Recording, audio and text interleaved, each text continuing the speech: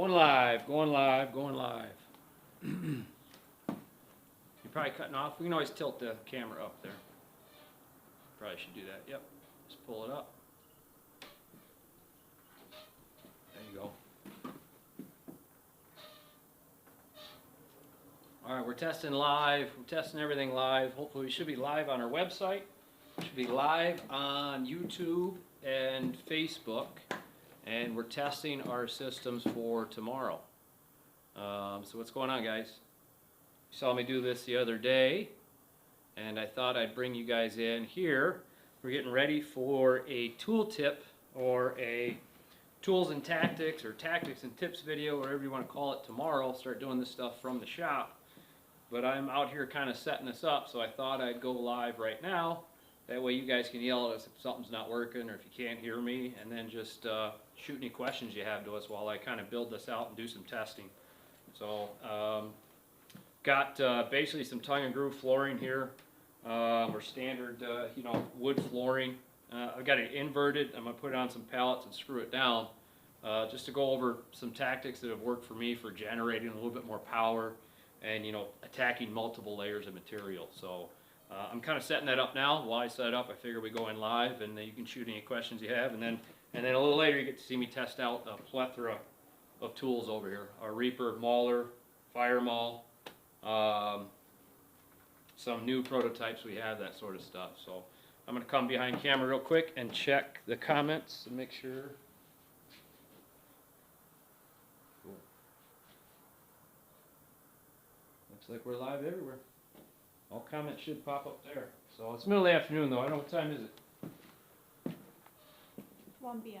It's 1 p.m. So it's shortly after lunch. We'll see if anybody shows up. So yeah, I'm just going to start screwing this thing down. We have no idea if it's going to work, but that is the fun part of doing live video. Is hopefully we just make it work. Like I said, I want to bring you guys in more often, instead of doing stuff behind the scenes. So, yes, I know this flooring is inverted, but I want the structural members to help pinch it and hold it down, instead of attacking and all the flooring just breaking apart and popping off. Hopefully this helps keep everything in place. So we're going to put a few screws directly into the pallet. And then I get to test and see how this goes. We've got another piece over there for tomorrow.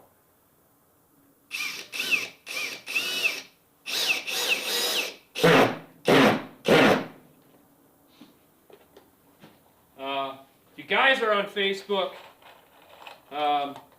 or YouTube, please go to the website and check out the live feed there. We think that's a pretty cool little feature that we're starting to do. We'll start having different products displayed down below it, maybe certain products we're working on.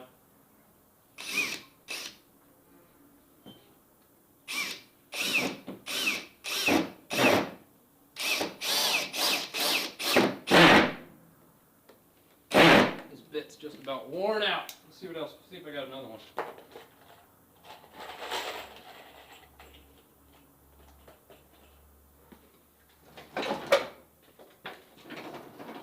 We got the boss behind the camera. Pal, anybody chiming in? Anybody care to talk to us?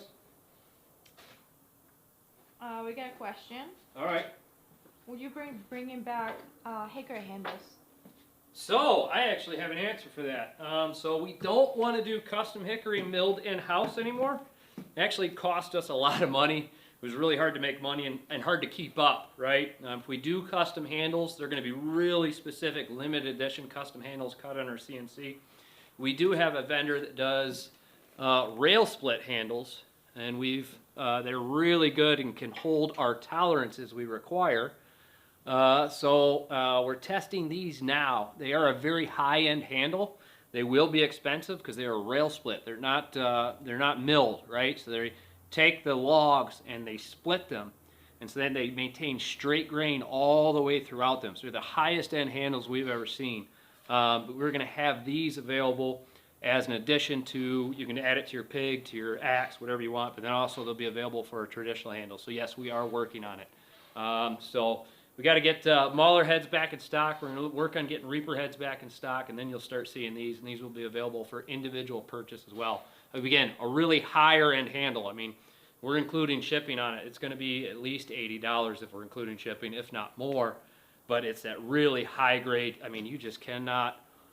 It's the same type of tolerances we had on our CNC, but again, a little bit higher grade wood on there. Don't mind this prototype. Wood splitter / roof tool. Yeah, maybe. We're playing with it, so that's over here. So, yeah, wood handles will be coming. I need to find a bit for this, so give me just a second.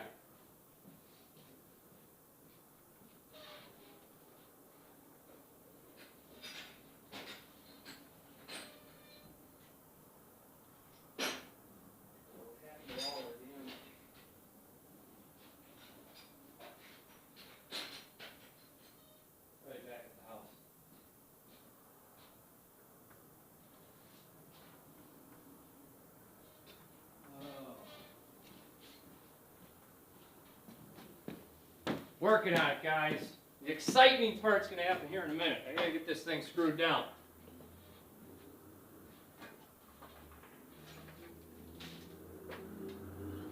There it is. There it is.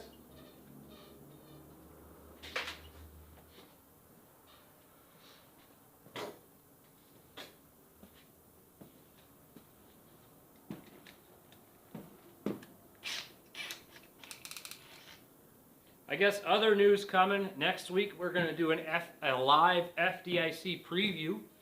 So we're going to have our door prop out here and our little roof props that we're going to be cutting on the CNC. I got to get that done. But next week we'll be doing a live preview of FDIC, so you can see what we'll be showcasing out there. Some new prototypes, tech bar, chopper tool, maybe a breacher tool, and we'll be able to show you guys what we're going to be showing off there. And then we're also going to be announcing, if you guys are going to FDIC, we will be doing a tool package giveaway. We should have one of those maulers with that new wooden handle I just showed off. Probably a stitch hook and a tech hammer in there, along with some grips and some old pappies. Is going to be a giveaway, a free giveaway. If you come see us at FDIC, we scan your badge, we know you came, saw us, and you register for email updates, you will be able to come get, or be entered into that raffle of those, that free tool package. So look for an email on that soon, and we'll talk about that at our, FDIC preview coming up as well.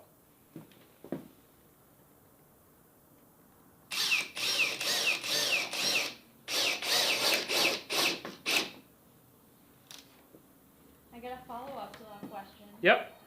It says, awesome.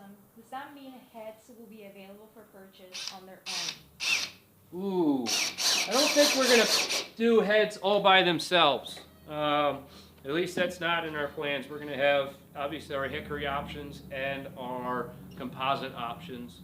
We do not plan on doing, heads purchased by themselves at this point.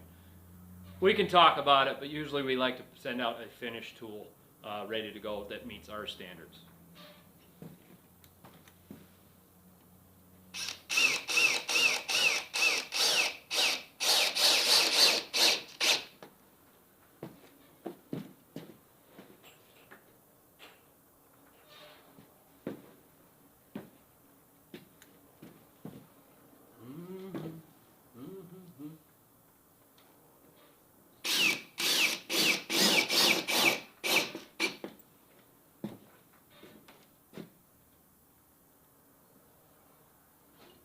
Two more.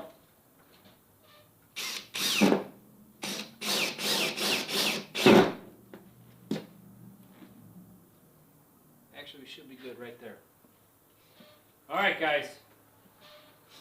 So that's it. I just want to get this flooring tacked down, and then we're gonna just kind of go over getting some swings and how to generate more power. And this again is just a preview for the live event that we just posted.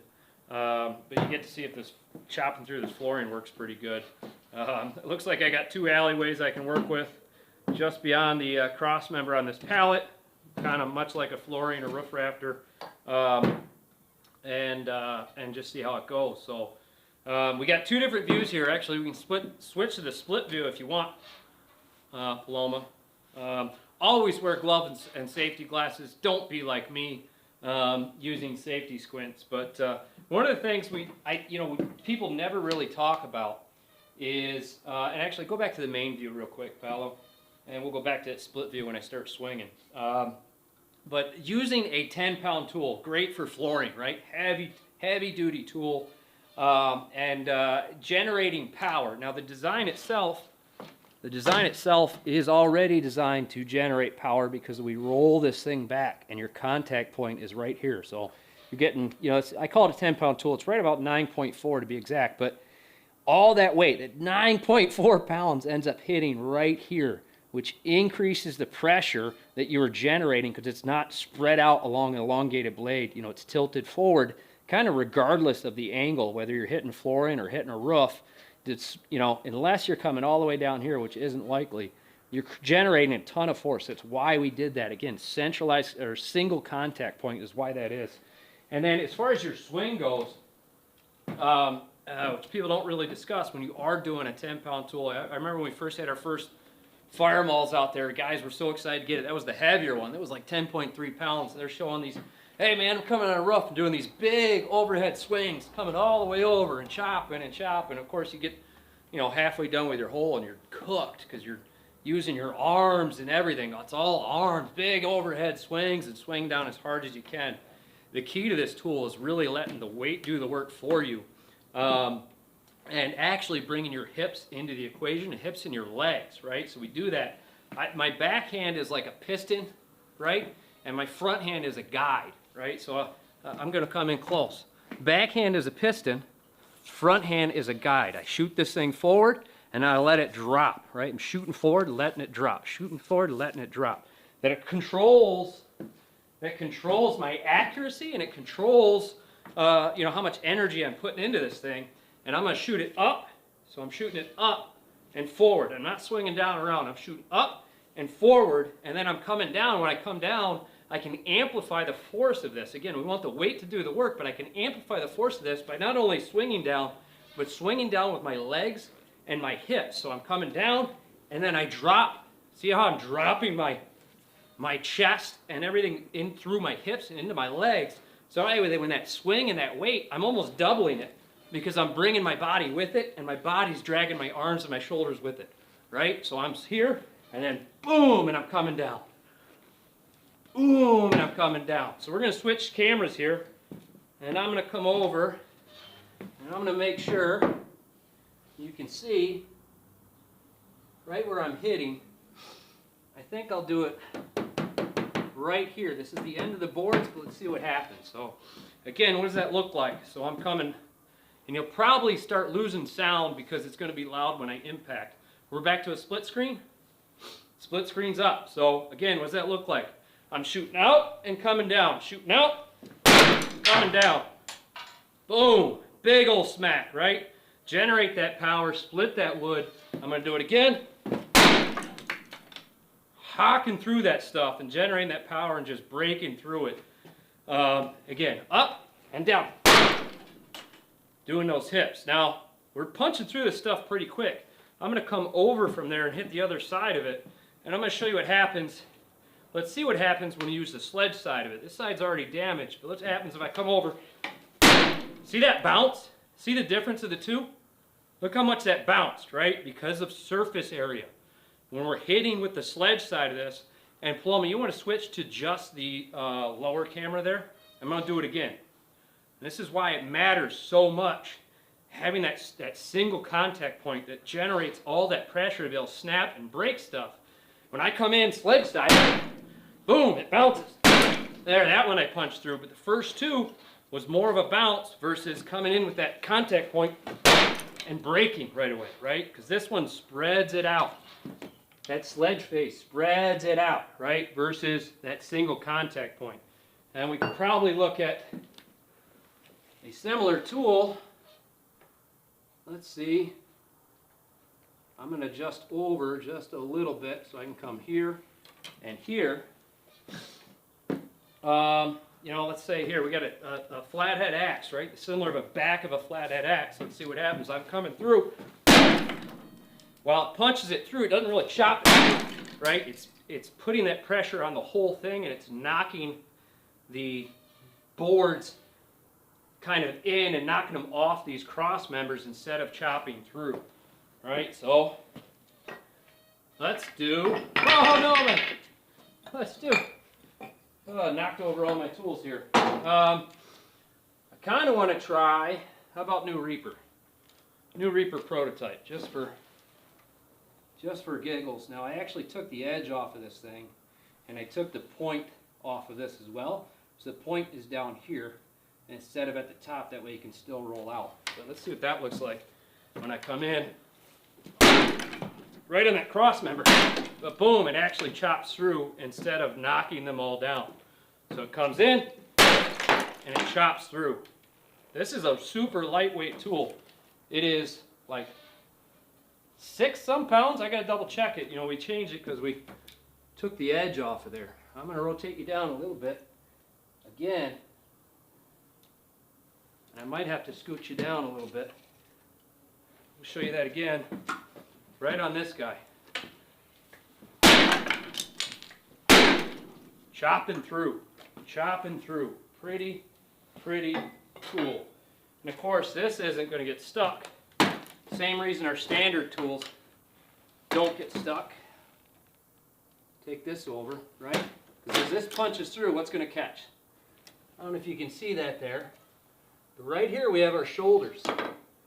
Our shoulders are going to catch in your material, and you're going to roll it just out of the cut, right? The other thing that's happening with this newer version is the blade is actually extended pretty close to the handle, so it's never punching all the way through, compared to our heavier kind of Reaper 2.0 that we had.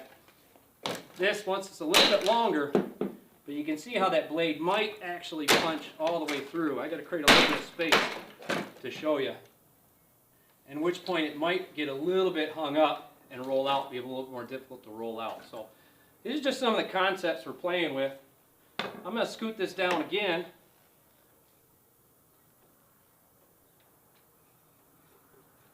Scoot this down again. Now, a lot of this can just be overcome with, you know, blood, sweat, and tears, right? Typical fireman style.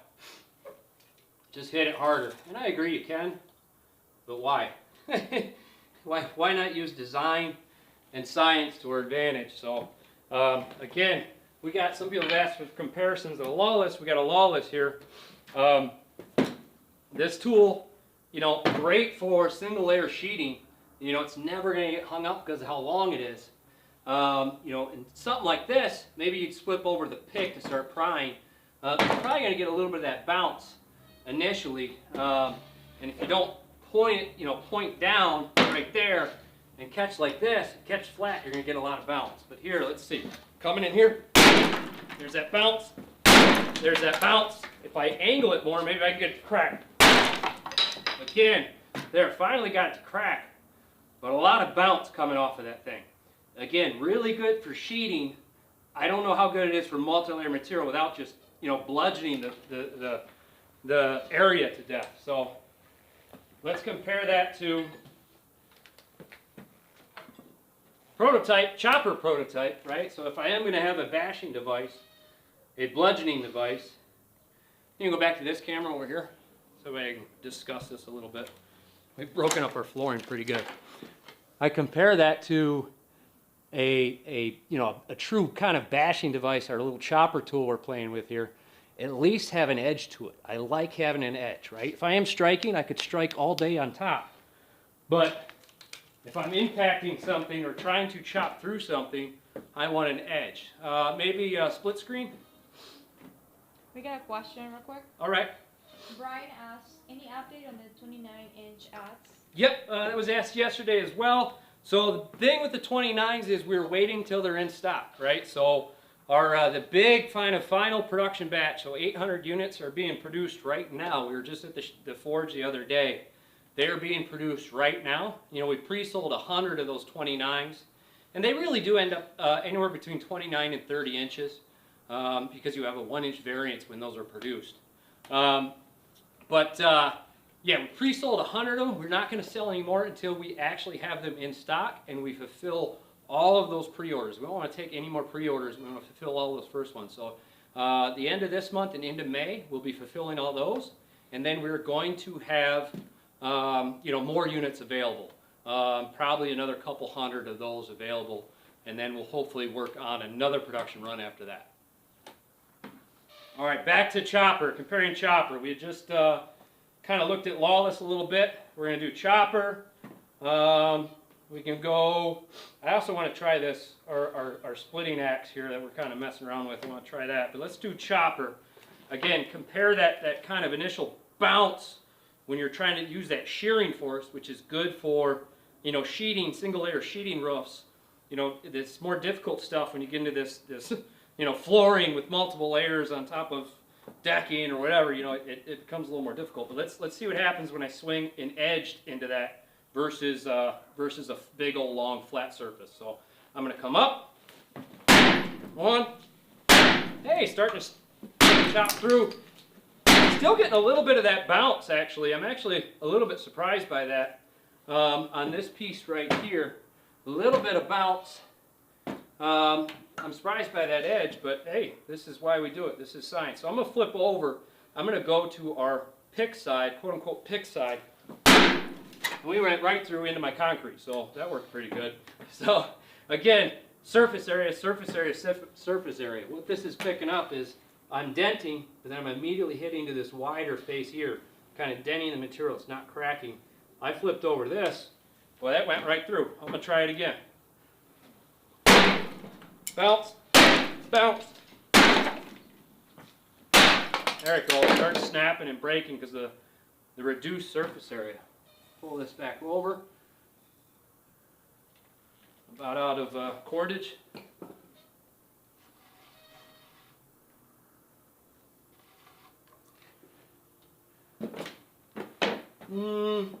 Let's try again.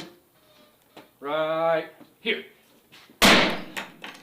Again, getting that bounce. Again, I think maybe this tool might be better for roofing material, right? Instead of multi-layered sheeting. So I'm going to compare that. We either go back to the Fire Maul or back to the Reaper, but let's see what happens when I go to like a true kind of edged blade on here that's a little bit thicker. This thing is right at 8 pounds, so it is a little bit heavier. Chopping through, can't really test. Breaking through, chopping through those. Pretty good. And then I'm curious if I did a slicing cut on this. It is kind of creating a line. Probably, again, better for sheeting, but I am kind of cutting and chopping through that material. So, pretty cool stuff. Tomorrow, we're going to go from some of those lessons, a little bit less testing, but go from some of those lessons to also generating power and striking a Halligan bar. And we'll probably even call the boss in to get her to hold the Halligan bar for us. So that'll be pretty good. So Brian had a question about the 29 ads. He just said thank you, and he was a part of the pre-sale. Awesome. Beautiful. So those should be shipping. Got FDIC coming up. We'll probably be getting them in just before FDIC or during FDIC. And then when we get back from FDIC, we'll be shipping more than likely all the way out into May. And Philip Moore says, "You look nice today, Mitch, and I miss your face." Oh, Phil, my guy. Thank you, buddy. I didn't put any makeup on. I'm sorry. I'm gonna go back to Reaper. I'm gonna do. This is my unmodified Reaper, which do main one lower. So it's the unmodified prototype that does have that piercing tip on there. The thing with this edge we put on here, it's true, even though this blade is super thin, plywood binds really, really strongly, right? So if your entrance hole is thin, even though this whole blade is only about ½ an inch, my entrance hole with this edge is thinner than that, so it's still binding on there. And so that's why I switched to possibly trying this, where I almost took the blade edge off and we're just shearing through. I like this. This one still binds, but let's see what it does to this decking material. And then I'm going to finish this thing up with the good old Fire Maul and just finish swinging all the way through. But right there. And that blade works pretty good. Man, that snaps it really good. So this is a lighter weight tool, but since it's only a 1/2 inch blade, man, it generates a lot of pressure. It actually generated more pressure than that chopper tool. That chopper tool has a little bit of a wider surface area to it, which would work really good for sheeting. I'm thinking, you know, Texas style roofs, OSB sheeting with a couple layers of shingle, man, you'll chop right through that stuff. But again, do those type of roofs really concern me? I don't care what you use. So we'll see. This is what the fun part of doing prototyping. But this, man, this was just generating, it was snapping right through that stuff. So I'm going to go again, right here where I have a spot that's kind of open. That's right on the, that's right on top of the cross member. So I'm going to come over a little bit. But man, it snaps it pretty easily. I like it. I like it. This might be the better version for roofing. Will yet to be seen. So the last thing I do, I'm going to switch. I'm going to drag this over here one more time. We'll finish this up with the OG Fire Maul, not OG Fire Maul, but TSR Fire Maul. Mitch. Yes. I think this is Valetic. Because I miss your face as well, Mitch. I know. I ain't been to the firehouse in a while. Miss you too, buddy. Where's my Fire Maul? All right. I'm just over here de-stressing, Tony. Just over here de-stressing. As you can see, this is therapeutic for me. Breaking stuff is therapeutic for me. So, all right, last little bit. Fire Maul. Which one are we on? Are we on split screen or just lower? Lower. All right. Let's switch to split screen. We'll finish up split screen. Talk about generating that power. Getting my hips into it. Getting my hips into it. And I'm hot. I'm hot. Got hot back here. And we're just going to beat the hell out of this thing. So again, you know what? Let's compare a sledge side to a chop again, right? I'm going to come off with a sledge. You heard it. It did knock that board in, but it bounced really well. Let's compare that to sledge side chopping.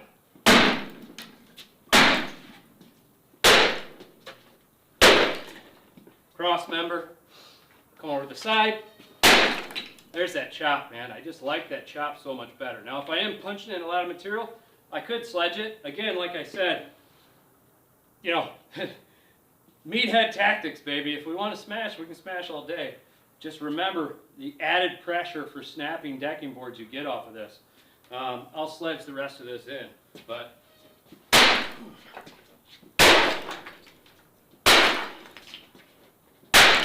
cross member. All right, back to camera one. Camera one, camera two. Camera one, camera two. Camera one. All right, so that's our preview to our tool tactics tip video going tomorrow. I think it worked pretty good. Got a little bit of concepts going back and forth. Gave me a good idea of what we want to talk about. And then tomorrow we'll actually implement, you know, striking a Halligan bar, how to keep your accuracy in line and involve your hips on swings and those sorts of things. So that's about it. Unless somebody's got another question, I think it went pretty well. No, just some comments. Matt says Bruno's not okay watching Dad on camera. He wants a front row seat. All right, get him in here. Go get him. We'll bring Bruno in. Thanks, Matt. Bruno's coming, guys. If you haven't met Bruno, Bruno is our 1-year-old Canary Mastiff. Presa Canario. Got him last year, obviously. And he is a big meathead. So, Bruno. Hey, buddy. Hi, buddy. Oh, buddy. Come here. Are you scared of it? Oh, don't step on nothing. Don't step on nothing. Bruno, come here. Can't see him. Too down low. Mama, you're going to hurt yourself. Aria here is our pitty. How old is she now? How old is she now? Maybe 12, 13? Huh? Oh, hi, baby. Yeah, she's a good girl. She's a wild one. She'll climb on anything. Bruno is the fraidy cat. Bruno, come here. We'll just move it this way. Watch this. I'm gonna rotate you around, rotate you around, rotate you around. You get a better look at Bruno's big ass. All right, buddy. Come here. Hey, where you going? Come here. Come here. Come here. Oh, yes. Oh, yes. Oh, yes. Oh, yes. I'll try to pick his ass up. Come here, buddy. Oh, oh. Oh, big boy. All right, guys. There's Bruno. Bruno, say hi. No? No? No? All right, guys. Woo! All right, that's it. I think I'm done. As long as our comments are done, let me check it. So I can open this up.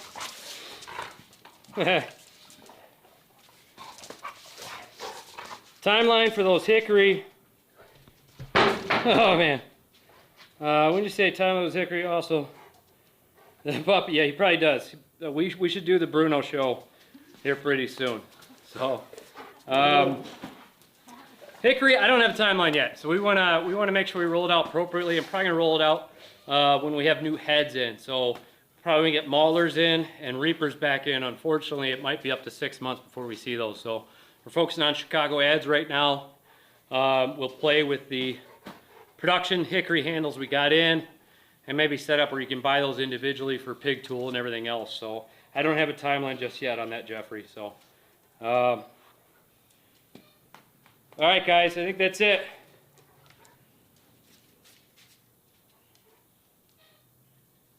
So all our current comments, we've been online for, I don't know how long this is. Sometimes this is on here. But appreciate you. Thank you. Hope you guys like this style. Maybe we'll split this off into reels for Instagram and everything.